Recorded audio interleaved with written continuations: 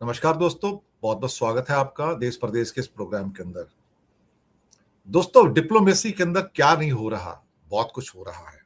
भारत और ईरान के बीच में जो हुआ और जिस किस्म की कुछ बीजेपी के लोगों ने अपने हैंडल के ऊपर मोदी सरकार की तारीफ की कि कैसे भारत के शिप्स को हॉर्मुज स्ट्रीट से निकालने में उन्हें कामयाबी मिली, इससे बड़ा झूठ कोई हो नहीं सकता था। एक जहाज क्या वहां से निकल आया, दो जहाज क्या निकल आए, 26 जहाज तो अटके पड़े वहां पर। ईरान ने उन्हें रिलीज करने से मना कर दिया। अब यहां पर क्या होता है, आप सोचिए, खमनई साहब की मौत हो गई। मौत के बाद 5 दिन के बाद भारत के फॉरेन सेक्रेटरी एम्बेसी में जाते हैं, शोक संदेश देते हैं, कंडोलेंस बुक में साइन करते हैं। उसके बाद भारत के क्या कहते हैं कि विदेश मंत्री अब्बास अराक्ची से बात करते हैं, जो विदेश मंत्री हैं ईरान के। उसके बाद उनके डेप्टी फॉरेन मिनिस्टर जो दिल्ली में आए हुए थे राइसीना डायलॉग में, उसके साथ बात करते हैं और सुलझाने की कोशिश करते हैं कि भारत के जो जहाज अटके हुए उनको आप रिलीज कर दीजिए। ईरान मना कर देता है। ईरान भारत की बात सुनता है, लेकिन भारत की बात सुन के स्वीकार करने को तैयार नहीं होता है। हालात बिगड़ते हैं। ईरान एक शर्त रखता है।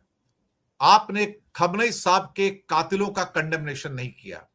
यह सत्य है, मैं आपको बताऊं, यही सत्य है कि आपने खमनई साहब के किलर्स का, इजराइल का और अमेरिका का कंडेमनेशन नहीं किया।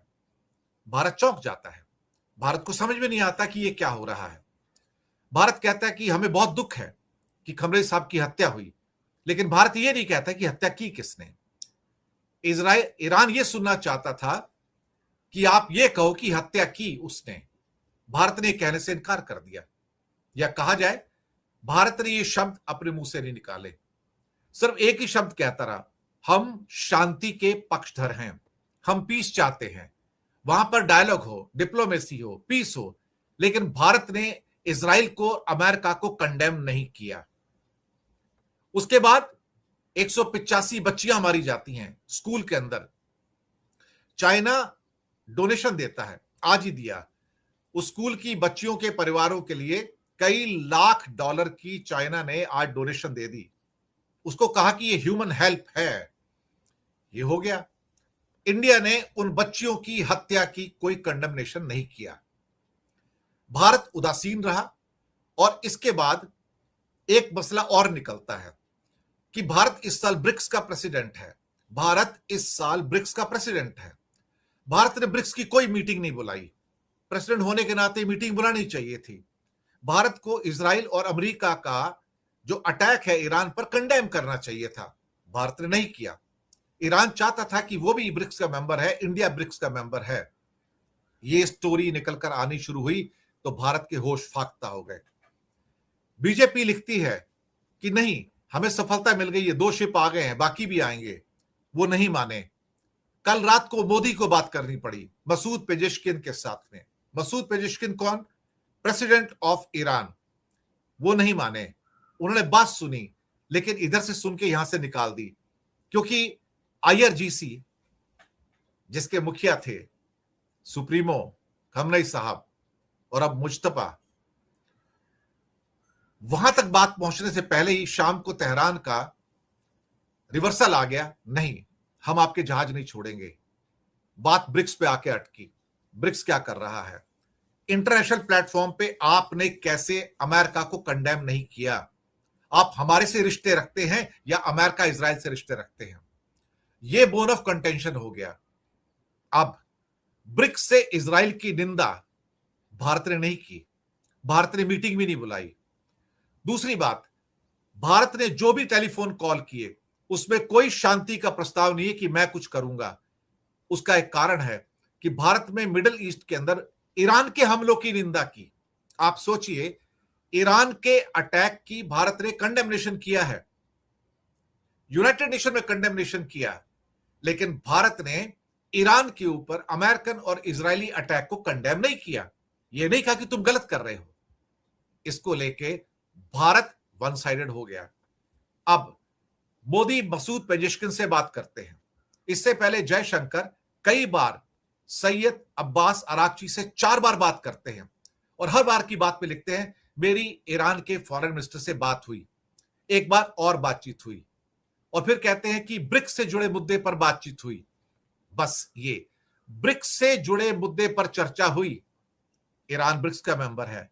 ईरान ने कहा ब्रिक्स की मीटिंग बुलाओ, वहां पर कंडेम करो, वहां पर कहो कि अमेरिका और इजराइल ने अटैक करके गलत किया है। भारत यहां से पीछे हटता नजर आ रहा है। भारत उसके ऊपर चुप्पी साध के बैठा हुआ है, बिल्कुल चुप्पी। ये सधी हुई चुप्पी है या ये बहुत बड़ी चूक हो गई है? भारत का टेलीफोन कॉल्स के ऊपर चुप रहना, मोदी और जयशंकर की कॉल्स पर चुप रहना, एक बहुत बड़ा नुकसान भारत का, बहुत बड़ा नुकसान। क्योंकि ईरान ब्रिक्स की मीटिंग चाहता है, भारत रिफ्यूज कर रहा है। भारत उसके ऊपर कोई कमिटमेंट नहीं दे रहा कि मैं ब्रिक्स की मीटिंग बुलाऊंगा। उसके ऊपर वो कहते हैं कि आपको कंडेम करना पड़ेगा, मैं ब्रिक्स का मेंबर हूं। ब्रिक्स के मेंबर के ऊपर अटैक हुआ है अमेरिका और इजराइल का, जो ब्रिक्स के मेंबर नहीं है। You have to. लेकिन मोदी ने यूएन के अंदर, यूनाइटेड नेशन के अंदर, वहां पे प्रस्ताव के अंदर ईरान की निंदा की, उसको सपोर्ट किया, वहां पर वॉइस वोट से सपोर्ट किया इंडिया ने कि आपने गल्फ देशों पर अटैक किया, गलत किया। लेकिन यह नहीं कहा कि अमेरिका और इजराइल ने जो ईरान पर अटैक किया वो गलत था, वहां से पीछे हटता नजर आया। अब यहां से तलखी बढ़ गई। हॉर्मुज स्ट्रीट से 26 जो हमारे शिप्स अटके हुए हैं, जिसमें 20 से ज्यादा टैंकर हैं, वो रिलीज नहीं हो रहे हैं। अब ईरान, अब जो नया ईरान है, ये टिट फॉर टैट पे चलता है। आप सुनिए जो बात आपसे कर रहा हूं, ईरान टिट फॉर टैट पे चलता है। उसे हॉर्मुज को अगर खोलना है तुम्हारे लिए, तो वो भारत से चाहता है कि तुम ये करो, डिप्लोमेटिकली ये करो। अगर तुम करते हो तो मैं तुम्हें कुछ करता हूं। यहां पर मसला अटक गया। भारत ने कोई बयान जारी नहीं किया। ब्रिक्स की प्रेसिडेंसी इंडिया के पास है, इंडिया ने कोई बयान जारी नहीं किया। ईरान चाहता है कि ब्रिक्स इस पर सख्त बयान जारी करे। इसके बीच में ओमान, सऊदी और यूएई में भारत के एम्बेसडर हैं तलबीस अहमद। वो क्या करते हैं, उन्होंने क्या कहा एक इंटरव्यू में कि regional piece, energy security, trade, investment, connectivity और 1 करोड़ लोगों के वहां पर काम करना है गल्फ में, उसको लेके सरकार का रवैया हैरानी की बात है। ये उदासीन रवैया है कि भारत ओपनली इस टाइम अमेरिका इजराइल के साथ खड़ा है और ईरान पे अटैक को कंडेम नहीं कर रहा है। अब मुझे लगता है कि भारत ने यहां पर बहुत बड़ी मिस्टेक की है। भारत हर बार कह रहा है कि आप शांति शांति कीजिए, शांति कीजिए। किससे कह रहे हो शांति कीजिए? आप किसी का नाम नहीं लेते हो। संयम बरतने में भारत एक अच्छी भूमिका निभा सकता था, लेकिन भारत के पास वो साहस नहीं आया जिसके बेस पे वो कह सके कि भाई आप ऐसा करो, आप ऐसा मत करो।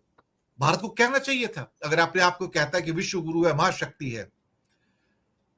जो ये जो एम्बेसडर साहब थे, उनका कहना है कि भारत का रवैया बहुत अलग थलग रहा है। अगर आप विश्व शक्ति बनना चाहते हो तो आपकी भूमिका क्या है वहां पर? आप तो बचने की कोशिश कर रहे हो, you are trying to escape. और ब्रिक्स के रास्ते इजराइल की आलोचना करेगा भारत? क्या नहीं, कभी भी नहीं करेगा। लेकिन यूनाइटेड नेशन और ब्रिक्स पर भारत से मजबूत समर्थन की मांग कर सकता है। ईरान कहेगा कि तुम मुझे सपोर्ट करो, और भारत अगर ऐसा नहीं करता है तो भारत के लिए दिक्कत है। डिप्लोमेसी में भारत ने अपने पैर पर कुल्हाड़ी मार ली है, इसमें कोई शक वाली बात नहीं है। मुझे लगता है कि आईआरजीसी एक अलग पूरा डोमेन लेके चल रही है। जयशंकर जिससे बात कर रहे हैं उसका ग्राउंड के ऊपर कोई असर ही नहीं है। क्या असर है आप बताइए ना। अब्बास अरागची और मसूद पेजेश्किन क्या कर सकते हैं? कुछ नहीं कर सकते। भारत के जितने भी फोन कॉल्स हैं, भारत ने एक में भी उसमें ईरान के ऊपर हमले की निंदा नहीं की है। ईरान के सुप्रीम लीडर की हत्या की निंदा नहीं की है। भारत अपने हितों को लेकर चिंतित है, लेकिन ईरान के जो हित है उसको लेकर बिल्कुल चिंतित नहीं है। तो ब्रिक्स का क्या यहां पे वो स्थान हो सकता है? ब्रिक्स में आप क्या कर रहे हो? आपकी प्रेसिडेंसी है।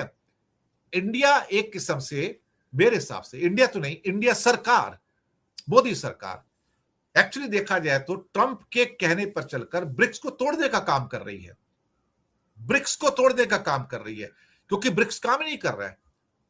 ब्रिक्स का प्रेसिडेंट नरेंद्र मोदी कुछ करता ही नहीं है, एक भी मीटिंग नहीं बुलाई है, लेकिन ईरान की निंदा करने में सबसे आगे है यूनाइटेड नेशन में। यह मसला अब सीरियस हो गया दोस्तों। अब ये बाजी जो थी ना, हाथ से बाहर निकल गई है। हम लगातार इस पर बात करेंगे, इसके ऊपर नजर बनाए रखिएगा। बहुत बहुत शुक्रिया। चैनल को सब्सक्राइब कीजिए, और हो सके तो छोटी छोटी आर्थिक मदद भी आप कर सकते हैं। नीचे हमने लिंक्स दिए हैं डिस्क्रिप्शन के अंदर काफी, और उन लिंक्स का सहारा लेके आप छोटी छोटी मदद कीजिएगा, ताकि अच्छी पत्रकारिता आप तक पहुंचे।